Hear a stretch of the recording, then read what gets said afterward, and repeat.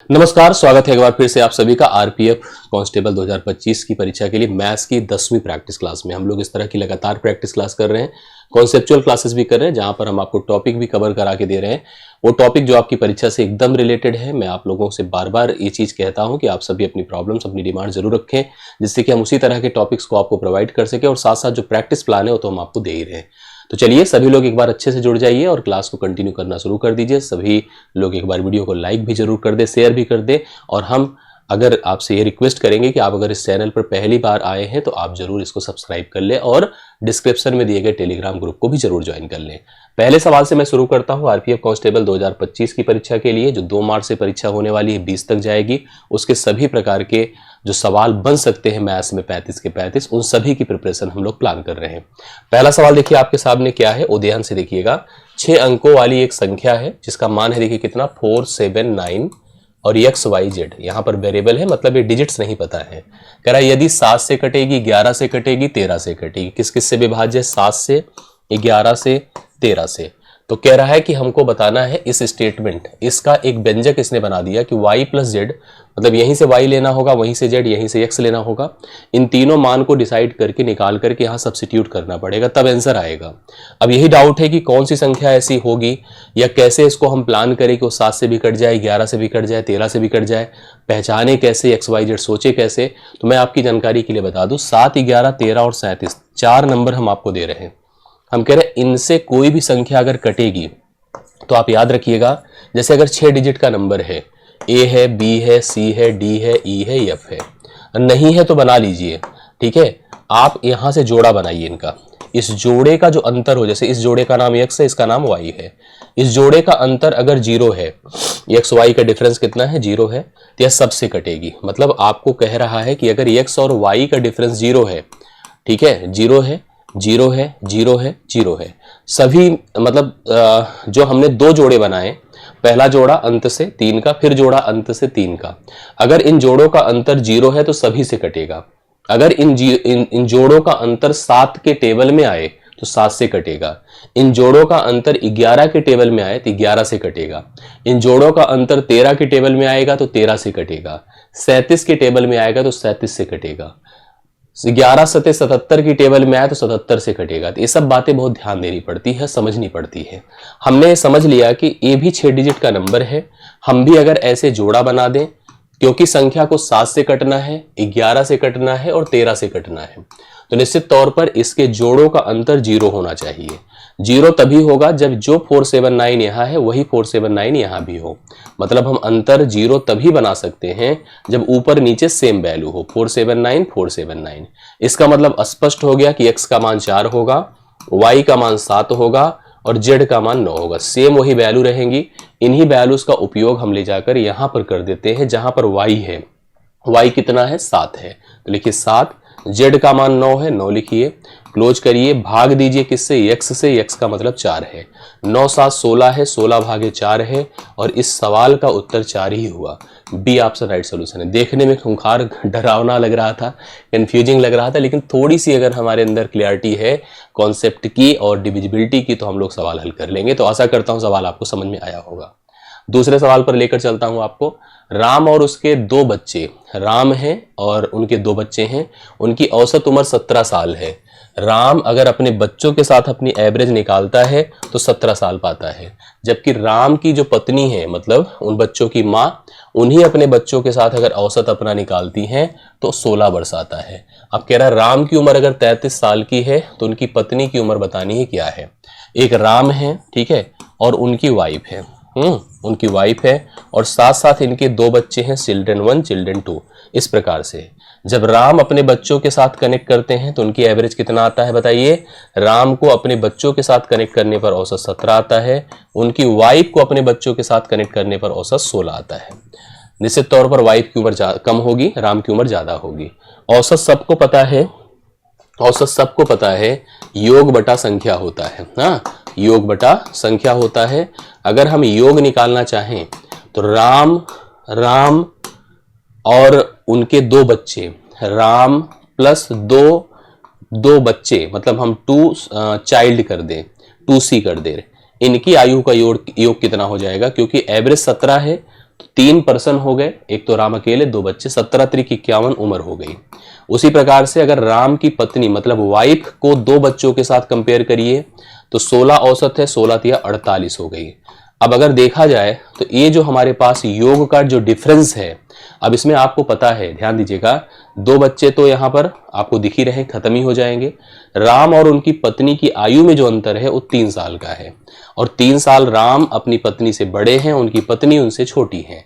राम की उम्र 33 साल अगर है तो उनकी पत्नी की उम्र पता करने के लिए बस 3 घटा दीजिए तो उनकी पत्नी की उम्र हो जाएगी 30 साल, जो कि ऑप्शन नंबर आपको डी में दिया गया है। ऑप्शन नंबर डी दूसरे सवाल का राइट सोल्यूशन है। राम की उम्र यदि 33 साल थी तो उनकी पत्नी की उम्र 30 साल हो गई। करेक्ट आंसर नोट करिएगा। अगले सवाल पर चलता हूं लेकर। ये देखने में भी बहुत अजीब लग रहा है लेकिन है बहुत आसान। जैसे सवाल में कहा है x की पावर 2a बराबर y की पावर 2b बराबर z की पावर 2c। अब सवाल में इसने हमसे स्पष्ट किया कि तीनों मान, पहली चीज तो 0 नहीं होंगे, तो हमसे आगे कनेक्ट करना है। कैसे किया है कि x वर्ग बराबर yz तो हमसे आगे पूछ रहा है कि AB plus BC plus CA divide by BC, इसका मान हमको बताना है। देखिए कैसे कर पाएंगे, आप समझिए इस बात को। सबसे पहली चीज आप जान लीजिए कि कभी भी जैसे अगर हम एक्सपेंशन के फॉर्म में जाएं, a की पावर m बराबर a की पावर n तभी होगा, मतलब तभी होगा क्योंकि बेसिस हमने बराबर रखे हैं, तभी होगा जब पावर इक्वल होंगी।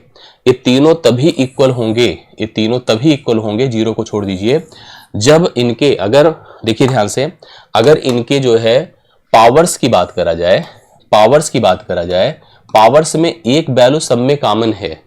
बेसिस अगर सेम होंगे तो पावर्स में जो वैल्यूज है a वो सबकी कॉमन होनी चाहिए। अर्थात अगर सबको हमने सोच लिया कि सबका मान a है, b है और c है, सबका मान हमने k मान लिया। कितना मान लिया? k। तभी तो जाकर यह इक्वलिटी आपके सामने जनरेट होगी। एक चीज आप और देख लीजिए, जैसे इसने लिखा है एक्स स्क्वायर बराबर वाई जेड, एक्स स्क्वायर का मान कितना दे रखा है? वाई जेड दिया है।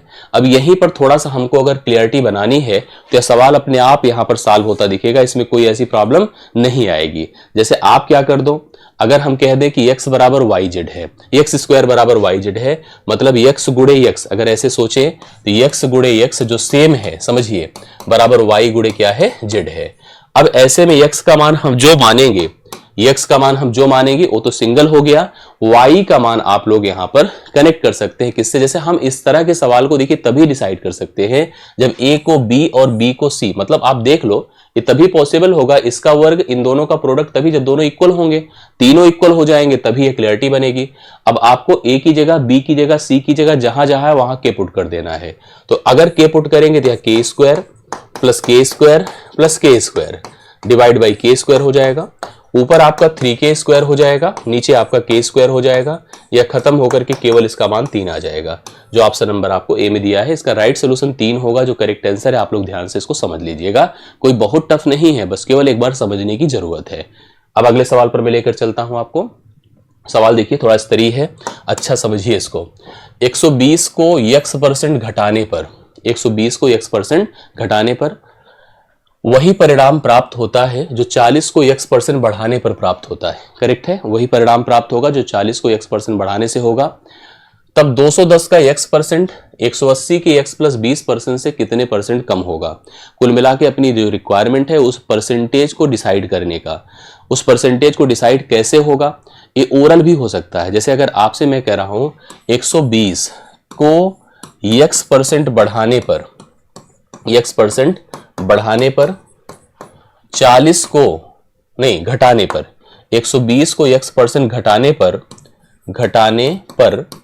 40 को x% बढ़ाने पर, x% बढ़ाने पर आपको सेम डेटा मिलेगा।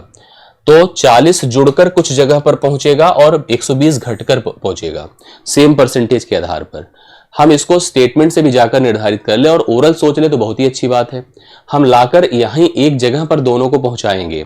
जैसे अगर 120 को हम कितना परसेंट घटा दें, 40 को उतने ही परसेंट बढ़ा दें कि दोनों एक पोजीशन पर पहुंच जाएं। अब इसके लिए कुछ तो प्लान कर ही सकते हैं। जैसे मेरे दिमाग में जो चल रहा है, अगर 120 को हम 50% करके सोचे तो 50% 60 होगा, 60 घटा दे तो 60 हो जाएगा, और इसमें अगर इसका 50% करे तो 20 होगा, 20 जोड़ दे तो 60 हो जाएगा। मतलब निश्चित तौर पर समझ गए कि इस x परसेंट का मान 50% है। x का कितना मान है? 50%। और अगर आप स्टेटमेंट से जाकर करना चाहें तो स्टेटमेंट से भी हो जाएगा। कैसे? 120 गुणे 100 प्लस x%, हाँ 100 प्लस x%, ऐसे ही चलेगा ना, परसेंट हटा दीजिए, 100 नीचे दोनों में है तो 100 का कोई उपयोग नहीं रहेगा। बराबर कितना है बताइए? 40 गुणे 100 माइनस, नहीं यहाँ पर माइनस है, घटेगा ना, ये घटेगा, माइनस है, 40 गुणे 100 प्लस x लिख दीजिए। और परसेंट हटाना मतलब दोनों के नीचे 100 हो जाएगा, 100 खत्म हो गया। अब इसको थोड़ा सा काट ले, जैसे 40 दूना 80 होता है, 40 तिया 120 होता है, इसका मल्टीप्लीकेशन 300 माइनस 3x हो गया, इसका करिए 200 माइनस 2 प्लस 2x हो गया। इसको एक तरफ कर लें या उधर ही कर दें तो 5x हो जाएगा। 5x बराबर यहाँ पर ही जाकर खत्म होगा तो कितना हो जाएगा बताइए? ये जुड़ मतलब यहाँ पर 300 में से कितना हो जाएगा? जैसे आप इसको थोड़ा सा क्लियर बना लीजिए, जो मैं बता रहा हूँ एक तुलना दोनों की देखिए हो गई। 20 दूना 4, ये देखिए यहाँ पर मैंने गलत लिखा है। मैंने कहा देखिए स्टेटमेंट बनाकर जाने से भी बहुत ज़्यादा टाइम नहीं लगेगा, आप इसको कर सकते हैं। जैसे देखिए 40 1 40, 40 तिया 120 होता है, ये 300 हो जाएगा माइनस 3x बराबर यहाँ 100 प्लस x हो गया। अब x को एक तरफ कर दे, 4x हो गया, इसको इधर लेकर चले जाए तो 200 हो जाएगा, तो x बराबर 4 से कटेगा तो 50% आएगा, जो मैंने पहले से आपको बता दिया 50% ओरल हो जाएगा। तो x उस परसेंटेज का मान तो 50 हो गया। सवाल पर चलिए, सवाल पे कह रहा है 210 का 50%, 50% किसी का आधा ही होता है जो 105 हो जाएगा। 210 का 50, ऐसे कहते नहीं, कोई डेटा दिया आपको, मैंने कहा उसका 50% कर दीजिए।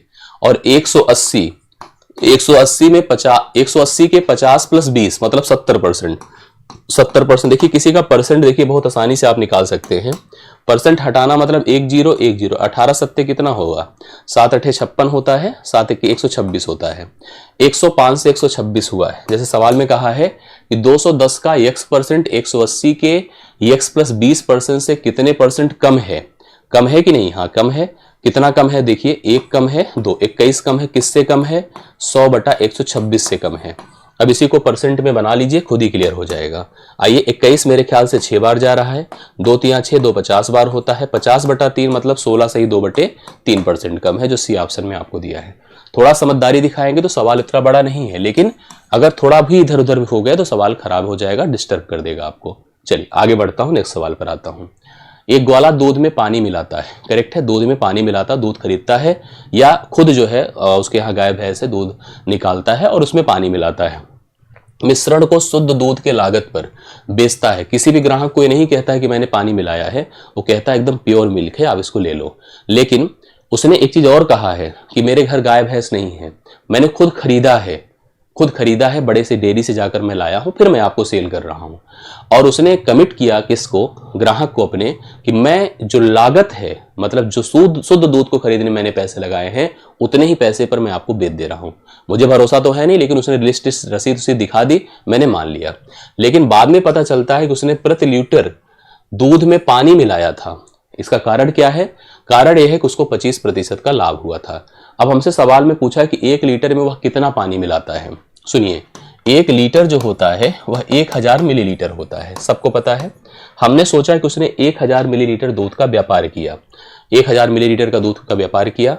मान लीजिए उसने 1 रुपए में 1 मिलीलीटर दूध खरीदा था, तो 1 रुपए में 1 मिलीलीटर दूध खरीदा था। तो हमसे कहा सर देखो मैंने भी 1000 रुपए लगाए हैं, आप भी मुझे 1000 रुपए दे दो। दरअसल 1 मिलीलीटर दूध के लिए उसने 1 रुपए की बात करी कि मैंने 1 रुपए लगाए हैं, तो मैं भी समझ गया कि कोई बात नहीं, 1000 मिलीलीटर दूध मुझे दे रहा है तो 1000 रुपए मुझसे ले रहा है। बट बाद में पता चला नहीं, इतने में बेचा है, ये तो उसकी एसपी है, और उसने इतने में नहीं खरीदा था, 1000 में नहीं खरीदा था। कैसे पता चला? क्योंकि 25% का उसने लाभ ले लिया। तो 25% का लाभ 1/4 मतलब 4 का सामान 1 में जुड़कर 5 में बिक रहा है, तो 5 से इसको डिवाइड करिए, 200 हो गया, 200 गुणे 4 करिए, 800 हो गया। मतलब उसने उस दूध को जो 800 रुपए में था और हमको बताया कि मैंने 1000 में खरीदा है और मुझको 1000 में बेचा था। अब आपसे सवाल में पूछा है कि 1 लीटर दूध में उसने कितना पानी मिलाया था। पहली चीज आप समझ जाओ कि उसने हमको 800 लीटर जो दूध था, 800 ml दूध था, उस 800 ml दूध को 1000 ml बताकर उसने हमको दिया था। मतलब एक प्रकार से उसने 200 ml पानी मिलाया था। 200 ml पानी मिलाया था, पूरा तो कर दिया था ना 1 लीटर, और दे दूध कितना रहा था 800 ml दे रहा था पानी, इसका मतलब 200 ml मिलाया था। 200 ml को अगर आप लीटर में कन्वर्ट करेंगे तो 1 लीटर 1000 ml होता है, और ml को अगर लीटर में कन्वर्ट करना है तो आप 200/1000 कर दीजिए। 200/1000 कर दो तो 1/5 लीटर उसने पानी मिलाया था, जो ऑप्शन नंबर बी में। देखिए बहुत सारे लोग ये समझ जाएंगे इसका उत्तर नहीं हो पाएगा, लेकिन वो गलत है, उत्तर बिल्कुल बनेगा। और 1/5 लीटर अर्थात 200 मिलीलीटर उसने दूध में पानी मिला करके अपने ग्राहक को बेचा था। सवाल 5वां डन होता है। छठे पर आइएगा।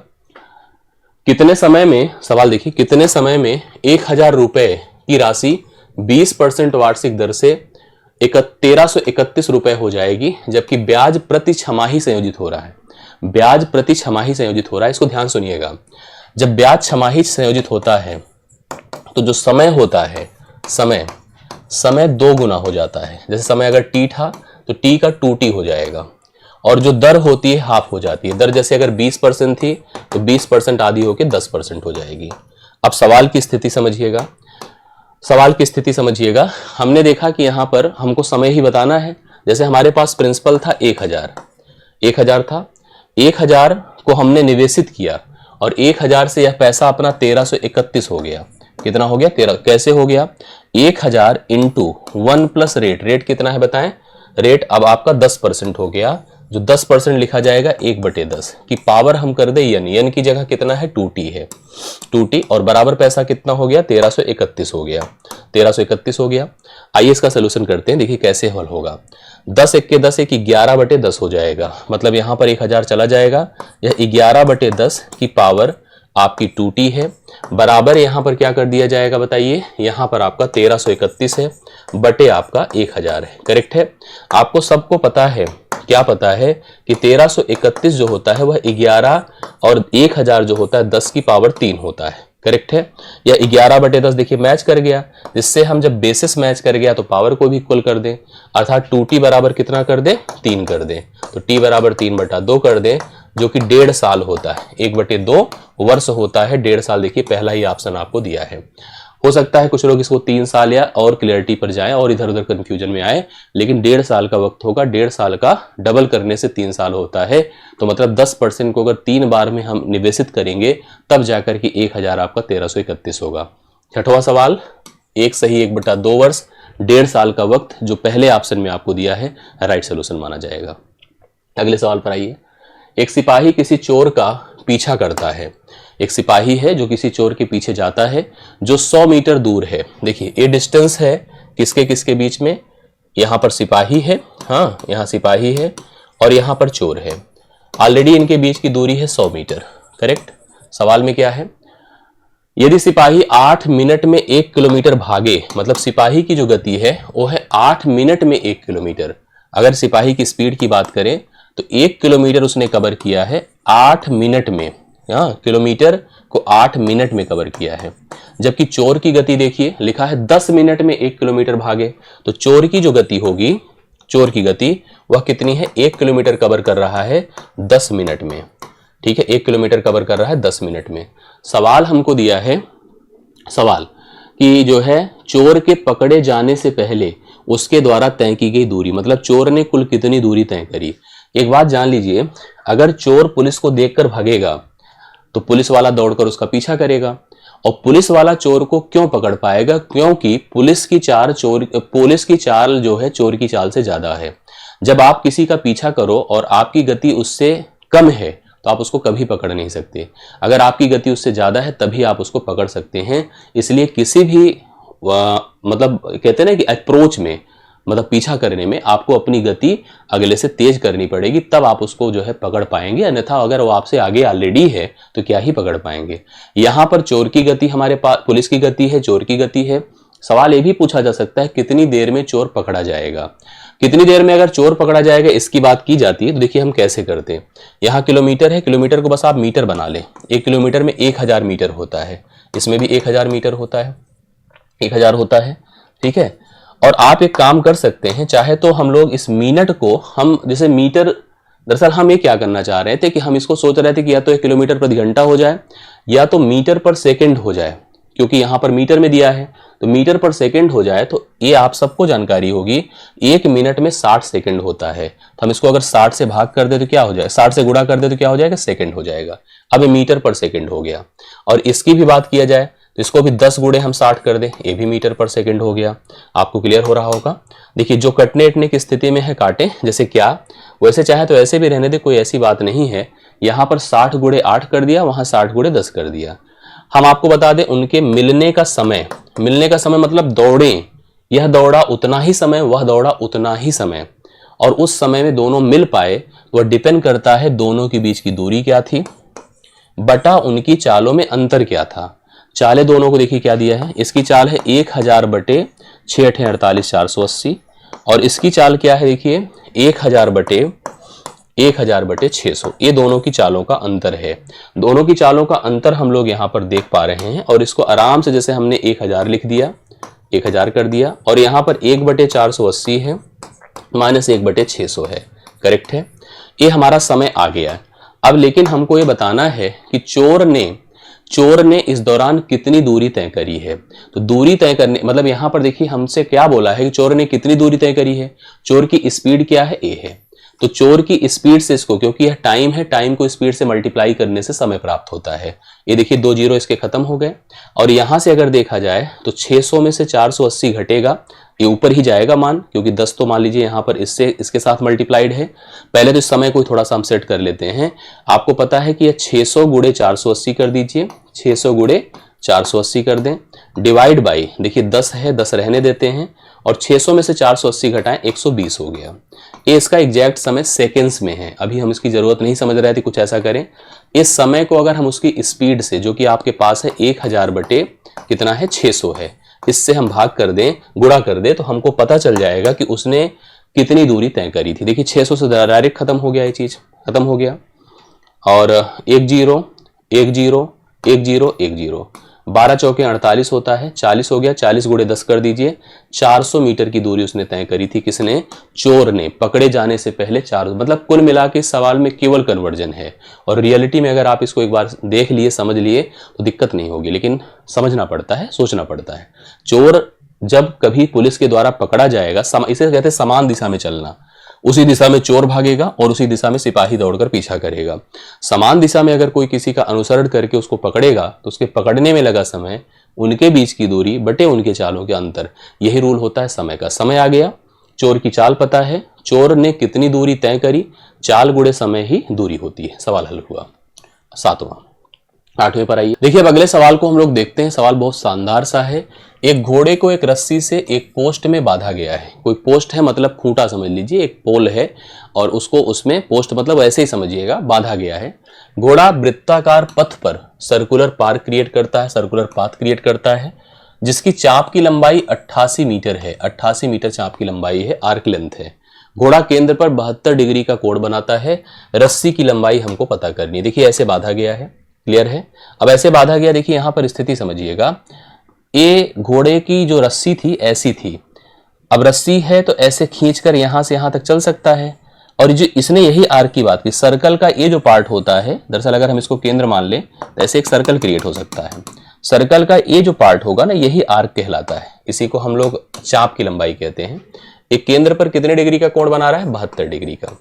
ये आर्क लेंथ सर्कल के सरकमफेरेंस का एक भाग है। अब जब मैंने पूरा क्रिएट किया तो इस सरकमफेरेंस है जो c होता है, जो 2 पाई r होता है। अब इस 2 पाई r का कितना हिस्सा है? केवल 72 डिग्री है। और 72 पूरे का क्या है? पूरा कितना है? 360 है। और यह लेंथ कितनी है? 88 है। यहां से यहां तक की जो लेंथ है यह आर्क लेंथ कहलाती है, जो 88 है। करेक्ट है। और अगर ऐसे जोड़ देना, ऐसे सीधी रखा, तो यह क्या कहलाती है? कॉर्डजीवा कहलाती है। फिलहाल उसकी जरूरत नहीं, हमें c मतलब टोटल लेंथ, बट इस टोटल लेंथ का केवल इतना भाग, तो हम लिख दें 72 बटे कंप्लीट कितना होता है? 360। 360 गुणे 2 पाई r बराबर टोटल लेंथ कितनी? 88। और हमसे रस्सी की लंबाई पूछी जा रही, जो रस्सी की लंबाई यही होगी जो इस सर्कुलर स्ट्रक्चर की त्रिज्या होगी, वही रस्सी की लंबाई होगी। आराम से देखिए हम कैलकुलेट करते हैं। आइए, 72 36 दहम में होता है, 36 दूना होता है। ठीक है। अब पूरा देखिए, यहां पर लिखिए कितना? 2 बटे 10 है, तो चाहे तो आप लिख लो, नहीं तो 2 1 के 2, 2 पंचे 10 कर दीजिए। तो ये हो जाएगा 1/5 गुणे 2 गुणे 22/7 गुणे आर, आर ही निकालना हम लोग को 88 है। देखिए 22 दूना 44 दूना 88 है, 5 सते 35, उधर क्रॉस गुणा होगा तो 70 हो जाएगा। तो 70 मीटर रस्सी की लंबाई है जो ऑप्शन नंबर ए में दिया है। 70 मीटर रस्सी की लंबाई ऑप्शन नंबर ए इस सवाल के लिए राइट सोल्यूशन है। 8वां डन होता है। आइए अगले सवाल पर चलते हैं। एक द्विघात समीकरण है y² + 4y + 4 बराबर 0। ये द्विघात समीकरण क्वाड्रेटिक इक्वेशन है। इसके मूल पूछ रहा है, इसके हमको रूट बताने हैं। तो द्विघात समीकरण के मूल फिलहाल तो 2 ही होते हैं, लेकिन वही होते हैं जो उस दिए गए समीकरण को पूर्णतः सेटिस्फाई कर सके। तो इसके लिए हम चाहें तो सॉल्यूशन प्रोसेस करें। हालांकि सॉल्यूशन प्रोसेस करने में बहुत प्रॉब्लम नहीं है। आप इसका देखिए, इसका कोफिशिएंट से मल्टीप्लाई करिए, 4 आया। 4 के ऐसे 2 गुणनखंड करिए जिनका जोड़ या घटाव भी 4 ही है, तो 2 दूना 4, 2 + 2 4 ही होता है।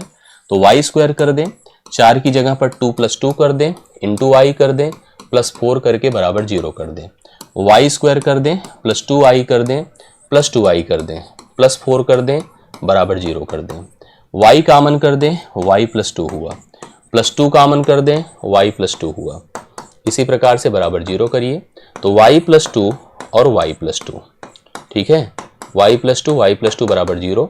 तो y का मान दोनों जगहों पर -2 ही आएगा, मतलब सेम आएगा। -2 एंड -2 देखिए है ऑप्शन में। सब्स्टिट्यूट करने से भी अगर इन दोनों मानों को उठा के, दोनों क्या है तो एक ही हो, मूल तो समान ही है, पुट करने से वह संतुष्ट हो जाएगा। रख कर देख लीजिए -2, तो आप देखेंगे तो 0 ही हो जाएगा। तो सवाल पुट करने से भी हल हो जाएगा, हमें पूरा करने की नीड नहीं। अगर नहीं आता तो मत करिए, लेकिन करना तो जरूरी है, उत्तर तो देना ही पड़ेगा। अगर आपको आता है तो बहुत अच्छी बात है, मतलब द्विघात समीकरण के प्रोसेस को जाने रहिए। श्रीधराचार्य का रूल भी होता है, उसके मैंने एक द्विघात का सेशन लिया भी था, तो मुझे लगता है सारी क्लियरिटी मैंने दी है। यदि माध्यिका और बहुलक के बीच का अंतर 4 है, माध्यिका को हम यम से डिनोट कर दें, बहुलक को हम जेड से। देखिए हम तीनों को पहले नाम दे देते हैं, क्योंकि 3 टर्म होते हैं सांख्यिकी में, और सांख्यिकी आता है आपके यहाँ। मीन, मीडियन, मोड, करेक्ट है। तो माध्य को देखो मैं सबका नाम दे रहा हूं। माध्य को मैं x कह रहा हूं, माध्यिका को क्योंकि आसान हो जाएगा यम कह रहा हूं, और बहुलक को मोड जिसे कहते हैं जेड कह रहा हूं। इससे हम तीनों का प्रेजेंटेशन कर दें। सवाल में कहा है माध्यिका और बहुलक के बीच का अंतर, मतलब यम माइनस जेड। अब माइनस तो नहीं कह सकता हूं, अंतर लिखें, बराबर 4 है। यम माइनस जेड या यम डिफरेंस जेड, अब बड़ा छोटा डिसाइड करना होगा। तो बहुलक और बहुलक मतलब जेड डिफरेंस x का मान हमको बताना है कि बहुलक और माध्य का अंतर क्या होगा। एक नियम आप जान लीजिए क्या होता है कि बहुलक मतलब जेड बराबर 3 माध्यिका माइनस 2 माध्य, 3 माध्यिका माइनस 2 माध्य। अब सुनिए, हमको इसको जब फाइंड करना है माध्य और बहुलक में अंतर, तो हमें इस माध्यिका को यहाँ यम को हटाना पड़ेगा। हटेगा कैसे? ये देखिए आपको यम डिफरेंस जेड दिया है 4, तो अगर हम यहां से जेड का मान निकालें तो जेड बराबर क्या हो जाएगा पता है? यम -4 हो जाएगा ना, जेड बराबर यम -4। तो हम लोग यहां पर क्या लिखें, जेड रहने दें, 3 यम की जगह पे लिख दें जेड यम -4। यम की जगह पर नहीं, हमको निकालना क्या है, हमको इसको जेड में कन्वर्ट करना है। तो हमको जेड में कन्वर्ट करना है, तो हम देखो जेड में ही कन्वर्ट किए तो थे। तो जेड बराबर यम माइनस क्या कर दे 4, तो यम बराबर क्या हो जाएगा जेड +4। यम बराबर क्या हो जाएगा भाई, जेड +4। तो हम लोग यहां पर देखिए जैसे लिखा उसको लिखिए 3 और इसको लिखिए जेड +4 माइनस 2x। अब देखो सब एक जैसे हो गए जिसकी हमें आवश्यकता है। यहां पे लिखो जेड और यहां लिखो 3z प्लस 3 चौके 12 माइनस 2x, करेक्ट है। हमें माध्य और बहुलक में अंतर करना है। आइए हम लोग क्या कर दें, इसको इस सब एक तरफ कर दें, तो ए इधर आएगा तो कितना हो जाएगा, अच्छा दोनों इधर इसको आपको लाइए, ये 2x इधर आएगा तो 2x पॉजिटिव हो गया, और ए आएगा ना तो z और -3z -2z हो जाएगा, -2z बराबर 12। तो अगर हम 2 कॉमन कर लें और लिखें x - z, तो बराबर क्या हो जाएगा, x - z बराबर 12। 2 से काट दें, 2 छंगे 12, x - z कितना हो जाएगा 6। मतलब माध्य और बहुलक में अंतर कितने का है, 6 का है। सवाल देखिए कंफ्यूजन क्रिएट कर सकता है, लेकिन थोड़ी मतलब क्या कहते हैं फार्मूले पर क्लियरिटी और इसको सही से अप्रोच कर देना। अगर ये आपका परफेक्ट है, समझ है, तो आपको दिक्कत तो नहीं होगी। ये वादा है, ये मतलब ये कन्फर्म है, इसमें कोई डाउट तो नहीं होना चाहिए। आशा करता हूं समझ में आया होगा।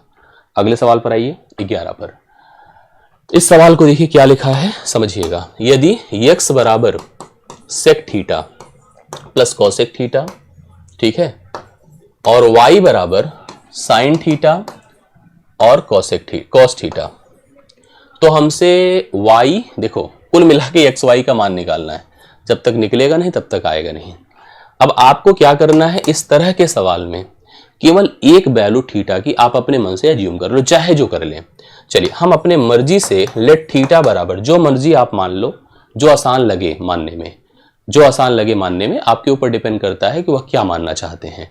दरअसल y का मान हम लोग को दिया है और x का मान दिया है। आइए हम लोग अगर यहाँ पर एक वैल्यू ले लें, मुझे लगता है सबसे बेहतर होगा कि अगर हम थीटा का मान 45 डिग्री ले लेते हैं। लेने को आप अपनी मर्जी से ले लीजिए, हमें कोई फर्क नहीं पड़ता, सब पर एक ही तरह की क्लियरिटी आएगी। फंडामेंटल जो हमारे बेसिक जो नियम होते हैं, मतलब बेसिक जो एंगल्स होते हैं, जैसे 0, 30, 45, 60, 90, ये आपको आना चाहिए। हमने एक दिन शायद बताया भी था आपको कि 0 पर क्या होता है, 30 पर क्या होता है, सबके आपको एक रिलेशंस क्रिएट कर लेने चाहिए। और त्रिकोणमिति का एक सेशन लिया था, उसमें आपको क्लियरिटी दी गई होगी। x बराबर सेक थीटा, कॉस जो थीटा होता है वो उल्टा, मतलब उसी का उल्टा सेक होता है। तो कॉस 45 जो होगा, जैसे मैं आपको बता दूं, कॉस 45 का मान, अगर थीटा को हमने 45 ही इसीलिए लिखते हैं सीधा सीधा, सेक 45 लिखते हैं और प्लस कॉसेक 45 लिखते हैं। दरअसल इससे फायदा क्या होगा ना, फायदा ये होगा कि सेक 45 √2 होगा। क्यों होगा? क्योंकि जो कॉस 45 होता है 1/√2 होता है, साइन 45 भी 1/√2 होता है, तो उसका उल्टा ही होता है, तो ये भी √2 होगा। मतलब x का मान हो गया 2√2। चलिए रहने दीजिए, आगे इधर आइए। y बराबर साइन थीटा का मान 45 है, थीटा का मान 45, तो साइन 45 का मान 1/√2 हो गया और कास 45 का मान भी 1/√2 है। तो इसका जब प्रोडक्ट करेंगे तो 1/2 हो जाएगा। कितना हो जाएगा? 1/2। y का मान 1/2 हो गया, x का मान 2√2 हो गया। इधर चले आइए, y की जगह पुट क्या करेंगे? 1/2 और x स्क्वायर मतलब 2√2 का होल स्क्वायर, 2√2 का whole square into y। y का मान कितना है? देखिए y का मान 1/2 है, -2। बस इसको पूरा हल कर डालिए, आंसर हो जाएगा। आइए देखिए कैसे होगा। 1/2 कॉमन, 1/2 ही है, 2 दूना 4 दूना 8, 8 गुणे 1/2 4 होगा, 4 में से 2 घटेगा 2 होगा, 2 2 से कट जाएगा, मान इसका 1 आएगा, जो कि ऑप्शन नंबर बी में है। तो सवाल बढ़िया था, मतलब कंफ्यूजन तो क्रिएट होगी। त्रिकोणमिति आ रहा है आपके यहाँ, तो इस तरह के सवाल पर फोकस करिए। 11 नंबर आपका डन होता है, आंसर आपका 1 आता है। कंफर्म हो गया? कहीं अगर नहीं समझ में आ रहा तुरंत बता दीजिएगा, कमेंट कर दीजिएगा। अगले सवाल पर, 3 सेंटीमीटर त्रिज्या की 10 एक समान गोलीय गेंदों, 10 एक जैसी 3 सेंटीमीटर त्रिज्या की एक हमारे पास गोली गेंद है, 3 सेंटीमीटर जिनकी त्रिज्या है, एक तरह की गोली गेंदें हैं, ठीक है, को पिघलाकर, मतलब किस तरह, इसकी देखिए इसकी संख्या कितनी? 10 है, सबको पिघलाकर एक गोला बनाया जाता है। क्या बनाया जाता है? एक गोला बनाया जाता है, सबको पिघलाकर एक गोला बनाया जाता है। सवाल में क्या है? इस प्रक्रिया में 20% ठोस बर्बाद भी हो जाता है, तो बड़े गोले की त्रिज्या सेंटीमीटर में क्या होगी? सबसे पहले अगर आपको बता दूं कि कोई भी जैसे स्पीयर है, जैसे यहां बना देता हूं, स्पीयर है जिसकी त्रिज्या मतलब r है, तो इसका जो आयतन होता है वो पूरे गोले के धातु की मात्रा होगी, वो होती कितना? 4/3 पाई r³, ये होता है इसका आयतन। तो हम इसका भी आयतन, क्योंकि इसकी त्रिज्या 3 है, तो लिखेंगे 4/3 पाई r³, मतलब 3 का क्यूब। हाँ, गुणे संख्या कितनी है? 10। लेकिन इसने कहा है कि इसमें से 20% गोला बर्बाद हो जाता है। 20% बर्बाद मतलब 1/5, मतलब 5 में से 1 भाग बेकार हो जाता है, तो बचता कितना है? 4/5 बराबर इसका रेडियस अगर हम r मान लें, क्योंकि त्रिज्या ही पूछा है, तो 4/3 पाई कैपिटल R का होल क्यूब, ये होगा इसका एक फार्मूला। इस फार्मूले पर चलिए, 4/3 पाई, 4/3 पाई, खत्म हो गया। ठीक है, इतना समझ में आई बातें। अब इसकी पूरी प्रोसेस और समझिए। 5 दूना 10 होता है, 4 दूना 8 होता है, 8 का घन, क्योंकि अभी देखो ये हो गया क्या? 27 गुणे 8 हो गया, बराबर कैपिटल R का क्यूब हो गया, तो R बराबर क्यूब रूट कर दीजिए, 27 गुणे 8। 27 का घनमूल कितना है? 3 है, और 8 का कितना है? 2 है। 3 दूना क्या है? 6 है। 3 दूना कितना है? 6 है। डी ऑप्शन इसका राइट सोल्यूशन है। डी ऑप्शन राइट सोल्यूशन है। 12वें सवाल का सही उत्तर आपने नोट कर लिया। इस सवाल के लिए करेक्ट हल आपका कितना है, 6 है। तो डी ऑप्शन, इसके लिए आप लोग सब लोग आगे बढ़िए अगले सवाल पर। मुझे लगता है क्लियर हो गया होगा। ये आपको एक डीआई दिया है और डीआई पर आप जान ही रहे कि एक फिगर पर 2 सवाल, एक फिगर पर 1 सवाल, दो फिगर मतलब एक फिगर पर 3 सवाल, ऐसे ही पूछेगा आपके सवाल एग्जाम्स में। दी गई तालिका का एक व्यक्ति के 3 वर्ष की आय तथा व्यय को प्रेजेंट किया, उसने दर्शाया है हजार में। जैसे क्या है, व्यक्ति अलग अलग वर्ष, जैसे 2000, 2001, 2002, 2003, इसी प्रकार से अलग अलग वर्ष दिए हैं। उसकी सैलरी दी गई है और उसके खर्चे दिए गए, उसकी बचत दी गई है। जैसे उसकी सैलरी 110 है, खर्च 103 है, बचत उसकी 7 है। इसी प्रकार से सैलरी, अब जैसे यहाँ पर 2003 में स्थिति क्या है, सैलरी 189 है, मतलब 18,900 है। 232 की खर्च होती है, मतलब उधार कर्ज आ जाता है। देखिए 43 उसके ऊपर बचत है, मतलब नेगेटिव में, अर्थात वह नेगेटिव में है इस समय। सवाल देखिए कैसे बनता है। आइए देखिए इस पर अब सवाल पहला हम लोग लेते हैं। सवाल क्या है, दी गई तालिका में यदि कोई व्यक्ति प्रतिवर्ष अपनी बचत को 8% वार्षिक दर से निवेश करता है, ठीक है, हर साल 8% की दर से निवेश करता है। एक होता है कि 8% बचाना, एक होता है 8% के हिसाब से कहीं लगा देना, बैंकिंग में लगा देना जहां से ब्याज मिलेगा। तो 2003 के अंत में उसे कितना ब्याज मिलेगा। अब सुनिए, जो उसने 2000 में बचाया था, इस हिसाब से अगर चलेगा, यहां से चलेगा, तो उसको अगर 8% के हिसाब से सोचेगा तो 3 साल का उसे ब्याज मिलेगा। तो 8 गुणे 3, उसे 24% ब्याज मिलेगा। और 24% अगर हम 7 रुपए का कैलकुलेट करेंगे, 24% अगर हम 7 रुपए का कैलकुलेट करेंगे, 24 सत्ते 168 होता है, 100 से भाग होगा, 1.68 का ब्याज मिलेगा। इस 9 रुपए की बात करो, इसे 2 साल के लिए लगाया है। तो यहां भी 8 गुणे 2 कर दीजिए, 16% ब्याज मिला। 16% मतलब 16 9 144, 144 को 100 से भाग करिए, 1.44 का ब्याज मिला। 46 पर उसे 1 ही परसेंट मतलब 1 ही साल का ब्याज मिलेगा। तो 46 को हम 8% डायरेक्ट कर दें तो 46 देखिए कितना होगा, 8 छंगे 48 होता है, 8 चौके 32 और 32 4 कितना, 8 छंगे 48, 8 चौके 32 4 36 होता है। 100 से भाग करिए, 3.68 रुपए मिला। इससे तो कुछ मिलेगा नहीं, तो आप इन सभी ब्याजों को जोड़ दें। 8 4 12, 12 8 20, शून्य हासिल 2 होता है। 6 4 10, 10 6 16, 16 2 18, कैरी 1 होता है। और 3 2 5 1 6.80 का ब्याज मिलेगा, जो ऑप्शन नंबर बी में दिया है। मतलब इस बचत का उसे 3 साल का ब्याज निकालना है, इस बचत का 2 साल का, इस बचत का 1 साल का ब्याज निकालना है और सभी ब्याजों को जोड़ देना है। जोड़ देने से एग्जैक्टली 6.80 का ब्याज उसे फाइनल इस पूरे बचत पर जो अलग अलग साल में मिलता है वो प्राप्त हो जाएगा। अगले सवाल पर आइए। दी गई तालिका में वर्ष 2002 में आय पर व्यय का प्रतिशत ज्ञात करो। 2002 है, आय कितनी है 243 और व्यय कितना है 197। इसका परसेंटेज बताइए कितना है। आइए देखिए, इसको थोड़ा सा नियरर करना पड़ेगा। 197 है, गुणे 100 कर दीजिए, बटे 243 कर दीजिए। अब देखिए थोड़ा सा हम लोग को समझ बूझ करके इस तरह के सवालों, क्योंकि कटने वाले टर्म्स नहीं होते हैं, अगर हम चलें मतलब थोड़ा सा मतलब हम सोचे कि कुछ हम दिमाग लगा लें, हम लोग दरअसल डीआई में कोशिश करते हैं कुछ दिमाग लगाएं, लेकिन जब बहुत क्लोजर डेटा होता है ना तो इतना रिस्क नहीं ले सकते हैं। हम थोड़ा प्रयास कर लें, 1 स्टेप 2 स्टेप बढ़ने पर वैसे भी क्लियरिटी आ जाएगी। 243 से भाग कर लीजिए बस, केवल 243 से जब भाग करेंगे हम किसको, 19700 को, तो देखिए ये जाएगा आपका कितना बार, 8 बार। 8 बार जा रहा है 7 बार, 2 7 14, 8 बार जाना चाहिए। 8 त्रिक 24 होता है, हाँ 8 चौके 32, 32 तो 34 और 8 दूना 16, 16 3 19, सही है। 10 से 4 6 होता है और 6 से 4 2 होता है। दशमलव, अब यहाँ पर इसको जीरो आने से पहले एक जीरो बढ़ेगा, 80 दशमलव समथिंग जाएगा। अगर 80 दशमलव समथिंग जाएगा तो सबसे क्लोजर जो आंसर होगा वो आपका 81% हो जाएगा, क्योंकि 80 तो है नहीं, 80 के बिलो भी नहीं है, बहुत क्लोज में। 81% इस सवाल के लिए राइट सोल्यूशन होगा, जो यहाँ पर बचत का लगभग प्रतिशत है, खर्च का लगभग प्रतिशत है आय पर 2000 में, ठीक है, 2002 में। ये सवाल आपका डन होता है। इसको थोड़ा समझ बूझ कर करना होता है, मतलब इसमें मुख्य वही होता है, अगर उसको आपने इधर उधर में कर दिया तो गलत हो जाएगा। अंतिम सवाल होगा, डीआई किस फिगर पर 3 सवाल थे और डीआई अच्छी थी। दी गई तालिका में यदि एक व्यक्ति अपना खर्च 10% कम कर दे तो उसकी बचत कितने प्रतिशत कितने से बढ़ जाएगी। दी गई तालिका में एक व्यक्ति अपना खर्च 10% अगर कम कर दे, जो खर्च करता है वो 10% कम कर दे, तो उसकी बचत कितने से बढ़ जाएगी ये हमको बताना है। रुपए में कितने से बढ़ जाएगी ये कंफर्म करना है।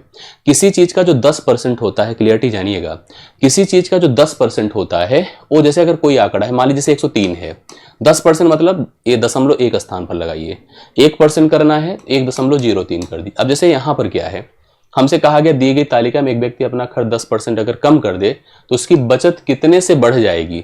जो कम करेगा वही उसके लिए इंक्रीज हो जाएगा।